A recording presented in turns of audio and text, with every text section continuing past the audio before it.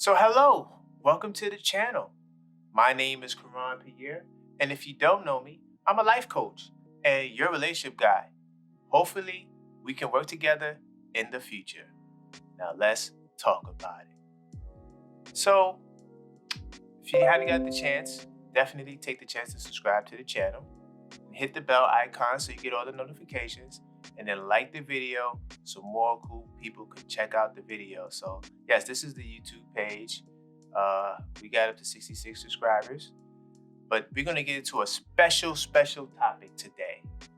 And the question was posed by many people on these YouTube streets: does love have a smell? And it actually does. According to this article in the New York Post, which comes from a study out of the University of California. And they came up with some interesting insight, right? It says here, just one whiff of another person's body odor could be enough to fall in love, according to new research. Interesting. So during the courting phase, how a person smells may interest you in engaging them. And it could also be the key ways to human bonding and decide whether they like someone else, suggests the study.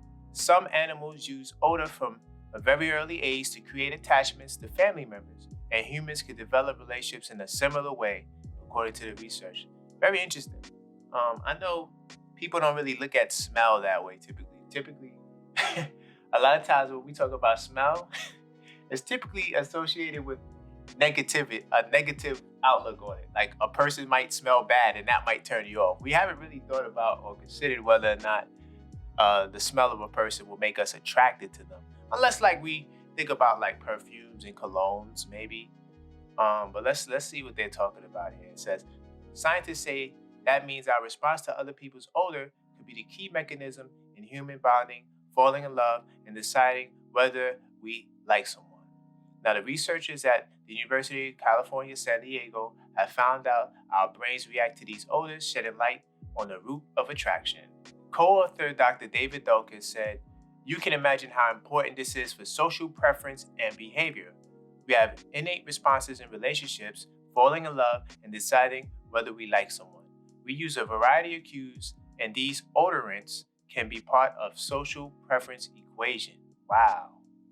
That's kind of interesting how smell is sort of the catalyst behind this. Like, I haven't even really thought about smell in this way, outside of, like I said, perfumes and colognes.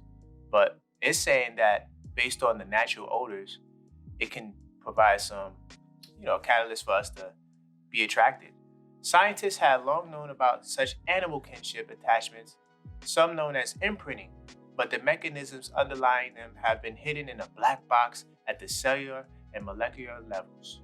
So we're talking about things that are deep within our biology. Dawkins said the findings represented a key element of the kinship mysteries and can help with the understanding of social attraction and aversion in a range of animals and humans. They focused on familiar olfactory cues, signals which allow animals, including humans, to smell chemical signals from others. They found these were a mechanism which made 2 4-day tadpoles swim with the family members over non-family members. The neurobiological studies carried over 8 years also reveals tadpoles exposed to early formative odors from those outside their family were also inclined to swim with the group that generated the smell, widening their social preference beyond their own true kin.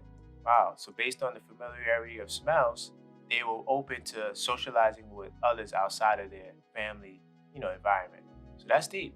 And we know from the theory of evolution that we all are related at some point. So that's why they even study animals to see whether or not these things could be applicable to humans. So Dr. Nick Spitzer, who co-authored the study, Social Interaction, whether it's with people in the workplace or with family and friends, has many determinants. Wow. As human beings, we are complicated and we have multiple mechanisms to achieve social bonding. But it seems likely that this mechanism for switching social preference in response to olfactory stimuli contributes to some extent.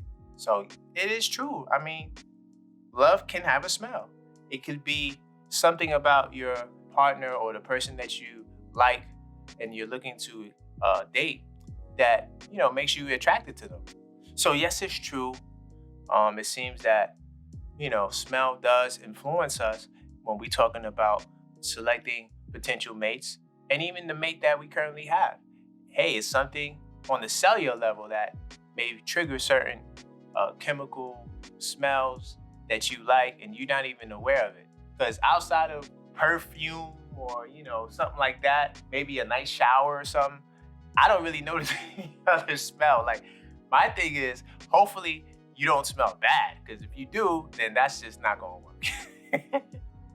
So love does have a smell, and until next time, stay blessed.